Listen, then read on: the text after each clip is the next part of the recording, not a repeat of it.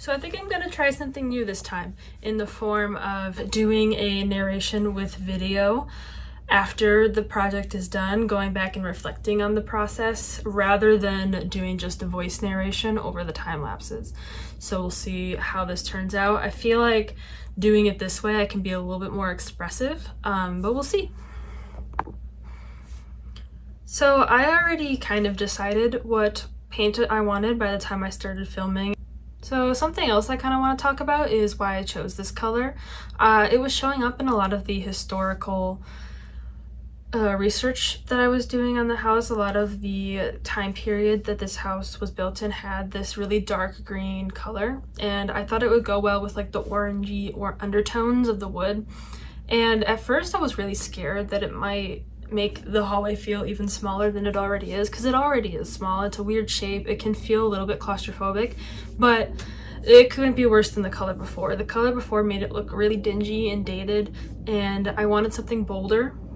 And then also you take the fact that the living room is this pastel pink, and I really wanted something that was a bit of a contrast to that. So you were entering into this pastel pink room, and you walk through its pastel blues and oranges and pinks, and you walk into a very different space. It's kind of like a separation, like we are no longer in the living room, because that separation can be a bit hard to achieve sometimes when you have an open concept area like the main core of our house is. There's no doors, so that was definitely a goal with choosing the green.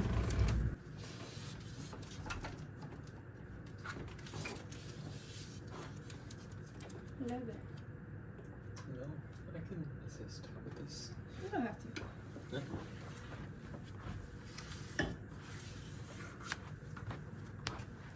I have nothing better to do. I appreciate it. I can.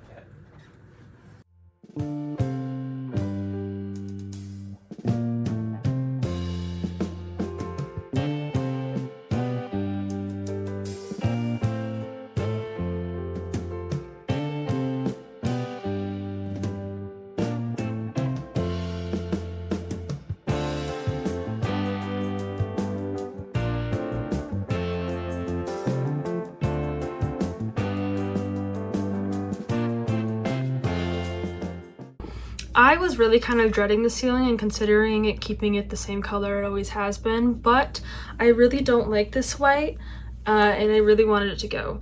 Painting the kitchen ceiling was a bit of a nightmare, but this one has less fixtures to paint around. This kitchen ceiling has a bunch of inset lighting that was really difficult to get a roller around, so I had to go up, crane my neck with a paintbrush. So this ceiling really wasn't that bad, and it's also just less surface area, and it's more fun to paint pink on there as opposed to just painting white on the ceiling in the kitchen. Some of the things that I'm looking for in this hallway are, first and foremost, that they're small-ish. Part of the issue with this hallway is that it's such a strange collection of angles that you can't view the hallway from one end or the other. You can only view portions at a time. So any art that goes up in the hallway has to look good from looking at it only a few inches away. Second is that it's a pattern that I like. I also would like the pattern to have high points and low points if you're looking at the frame like sideways, because that means it will take to my metal painting technique better. And then also I would like it to be made of metal or some type of ceramic if possible. For the priming of these frames, since they're made of metal, I'm using gesso. This is kind of a really good prep paint for any material that paint wouldn't normally stick to. So if you're painting something like a mirror or glass, metal, plastic, anything like that, metal is less of an issue than glass and mirrors are. Metal's a little bit easier, but I figured I would use it anyway. And now I am painting a base coat of gold onto the frames. The correct way to do this is probably spray paint and not using a brush, but I think this is kind of meditative, and I enjoy doing it, so I used a brush, even though it probably took longer and I had to really go in and try to get all those gaps, whereas a spray can would have got them all in one go. Right now I'm using a technique called dry brushing. I learned it when I was painting miniatures for war games. It's basically when you rub off all the excess paint you can onto a paper towel and then go over the whatever surface you're painting on so that the paint only hits the top parts because you're dusting lightly. Now I'm using a shade. This is also a miniature painting technique. It's very, very thin paint that can like seep. It's more runny, so it can seep into cracks and stuff and give things more of a depth. So you have those lower bits that have the darker shade, the base coat, and then the dry brushing for highlights on top.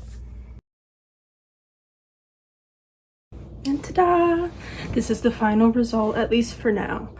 I do want to change out that light fixture eventually. It's incredibly ugly, but I had a hell of a time trying to do that. You'll see a video on part of it, and then I also got one from the thrift store and tried to hang it up and I couldn't figure out the wiring. So that's a no-go for right now. I'm done with it. But eventually, the boob light will go. And then I finished painting the frames. I'm going to be working on making art for them eventually. This middle one was done by me. I'm going to do a couple other ones. I'm not going to hang them right now because I want to wait until I have more frames so I can plan out the arrangement on the wall before I put them up there. So they're just going to live on the carpet right here. Yeah, thanks for watching.